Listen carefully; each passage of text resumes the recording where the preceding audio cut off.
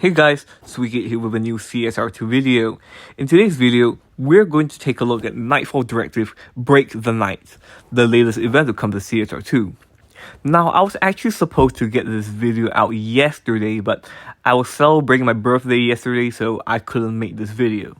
Nevertheless, I'm back and I'm here to report on what the event is. So without further ado, let's get right into the topic of the video, being Nightfall Directive Break the Night. So this is a 5+1 finale event, and what I mean by that is 5 of the lock-ins are typically cars you already have owned or won, and the 6th one is a prize for this event, the Lamborghini Reventon. So without further ado, let's get right into the lock-ins.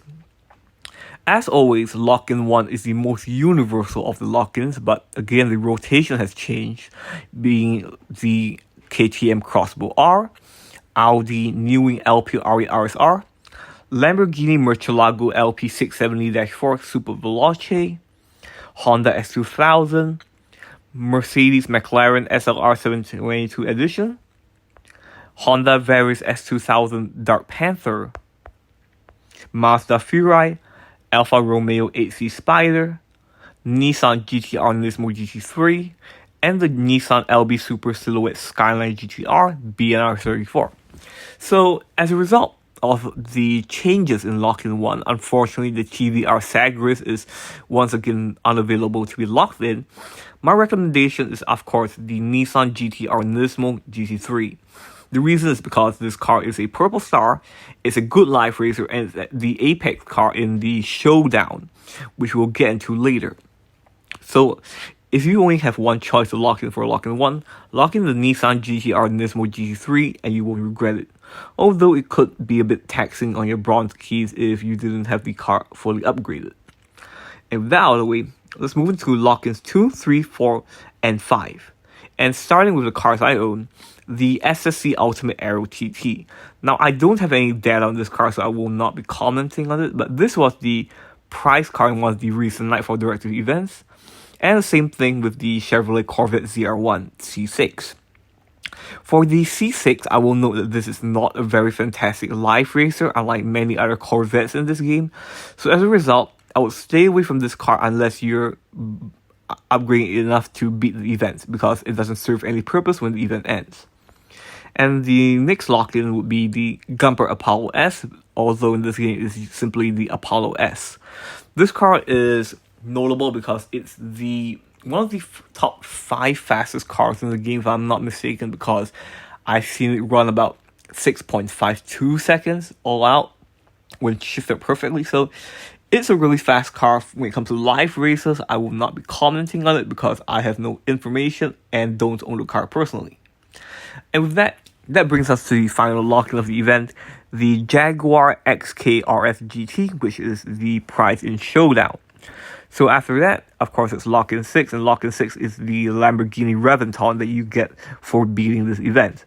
And all things said, you only really need to make it to race 70 to complete the event. Races 71 until 100, I believe, are just optional. So if you don't want to upgrade the Lamborghini Reventon and waste your resources, you can just get the car and call it a day. And with that, let's move on to the Showdown. Now, in Showdown, it's going to be the same as the previous Nightfall Directive events, being that the apex car is still the Nissan GTR Nismo GT3, followed very closely by the Ford Mustang Cobra Jet. So if you have the Nissan, you could very well get the Jaguar on day 1 or day 2. And if you have the Mustang Cobra Jet like me, you might have to wait for day 3 or worse, day 4. And if that's it, that basically wraps up what I have to say about Nightfall Directive Break the Night. I won't be commenting on the lock-ins too much aside from the Corvette, because the Corvette is the only car I know about. But besides that, the Apollo S Ultimate Aero TT and the XK-RS GT, they could be good life racers, but then again, this comes from the fixed version of these cars, because when the cars first came to the game, they were underperforming very badly, and as a result, Natural Motion put a fix out to fix these cars' performances. Now, I know they fix the cars to make them run fast, but outside of that, I don't know if they're going to be good life racers. So you will have to use my tricks that I've talked about in previous videos to test these cars if you do own them, to put stage 3 and everything and see how high the Evo goes. But other than that, I don't have much to say about this event other than this is the finale of Nightfall Directive. And with that said, that wraps it up for this video. And if this video has been helpful to you, do consider leaving a like, commenting, or subscribing, because these things really help me out. With that said, thank you so much for watching. Take very good care of yourself, and I'll see you in my next video.